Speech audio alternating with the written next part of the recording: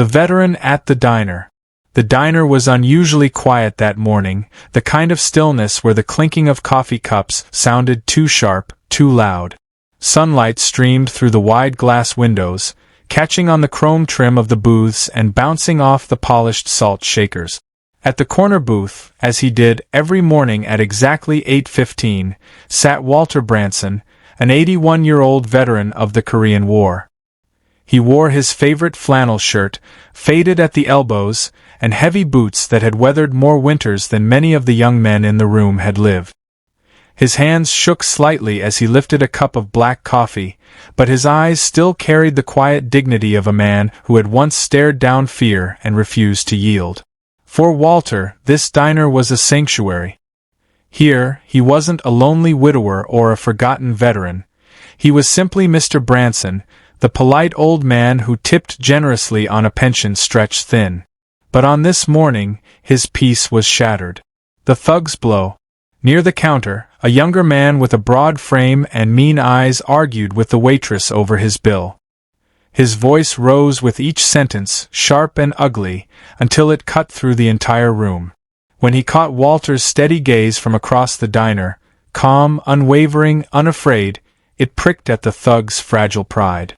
In a flash of cruelty, he stormed toward the booth and struck Walter across the face. The sound echoed like a gunshot. Cups rattled. The room froze. Walter touched his burning cheek, stunned, not by the pain but by the senselessness of it. He had endured artillery fire, the deafening terror of combat, and yet nothing hollowed him out like the realization that respect could vanish so easily from the world he had fought to protect. The thug smirked, muttered something under his breath, and swaggered back to the counter. The waitress begged him to leave, trembling, while the other customers buried their eyes in their plates, too afraid to act. Walter didn't retaliate. He simply sat there, hand pressed to his bruise, staring into the coffee he could no longer taste. The sun returns. An hour passed in heavy silence. Walter remained in his booth, not because he was afraid, but because his legs felt too heavy to carry him out, and because he had nowhere else to be. Then the bell above the diner door jingled. In walked a group of men whose presence shifted the air instantly. Leather vests stitched with bold insignias. Tattoos winding down muscled arms. Boots that struck the linoleum floor with certainty. The Hell's Angels. At their center strode a taller figure, his beard streaked with gray, his presence commanding. His sharp eyes swept the room, then landed on Walter. Recognition flickered. Walter's tired expression softened. The leader of the bikers was none other than Thomas Branson, his estranged son. Years had pulled them apart. Walter's disciplined soldier's world and Thomas's rough biker brotherhood had rarely met without clashing.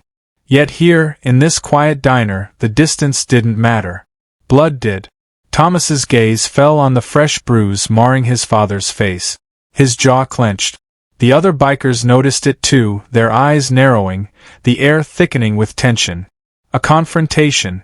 The thug, still at the counter, turned and sneered when he saw the new arrivals. "What's this? You need your gang to protect you, old man?" He puffed his chest, laughter dripping with arrogance. But Thomas didn't lunge. He didn't raise his fist. Instead, he walked with deliberate calm to the corner booth and sat across from Walter. Slowly, he placed his calloused hand over his father's trembling one. The room held its breath. Walter, who had once held Thomas as a crying boy, now stared at the hardened man his son had become, fierce, loyal, unyielding. For years, Walter had struggled to understand Thomas's world, the leather vests, the motorcycles, the choices that pulled him away. But in that moment, none of it mattered. The silence between them broke with presence alone. Finally, Thomas spoke, his voice steady and low, carrying more authority than any raised fist could. "That man you struck is my father," he said, eyes locked on the thug. "He's 81 years old. A veteran who gave more for this country than you ever will. And you thought it was tough to slap him?" The thug's grin faltered. Around him, the other bikers stood silently, immovable walls of muscle and conviction. Even the customers, who had kept their heads down before, now lifted their eyes. The weight of the room pressed down. The thug's arrogance crumbled. He muttered something under his breath, stepped back, and slipped out of the diner. No one followed. His shame would trail him longer than any beating ever could. A father and son. Walter finally exhaled, the tension draining from his body. For the first time that morning, he allowed himself a small, weary smile. His son had defended him, not with violence but with loyalty and respect. The waitress, her hands still trembling, brought fresh coffee to the table and whispered her thanks. Customers began to murmur again, relief spreading like sunlight breaking through clouds. A few even approached Walter, offering words of respect they should have spoken earlier. Walter turned to his son, his voice raspy but steady. "I fought battles long ago, Thomas," he said. "But nothing compares to the fight of keeping family close." Thomas nodded, emotion flickering beneath his tough exterior. For all their years of distance, this moment reminded them both of what truly mattered. A new tradition. From that day forward, the diner became more than a place for breakfast. It became a place of reconciliation. Walter and Thomas met there often, sometimes joined by Thomas's biker brothers.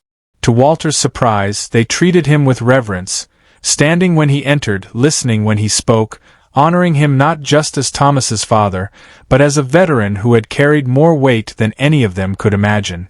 And each time Walter walked in, customers remembered the morning when cruelty was silenced, not by fists but by the quiet, powerful bond of family. The legacy. Walter Branson lived out his days with a renewed sense of peace. No longer just the lonely veteran at the corner booth, but a father who had found his son again in the unlikeliest of places. And for those who witnessed it, the diner became a reminder etched in memory. Even in a world scarred by arrogance and cruelty, respect, loyalty, and love will always carry the greatest strength.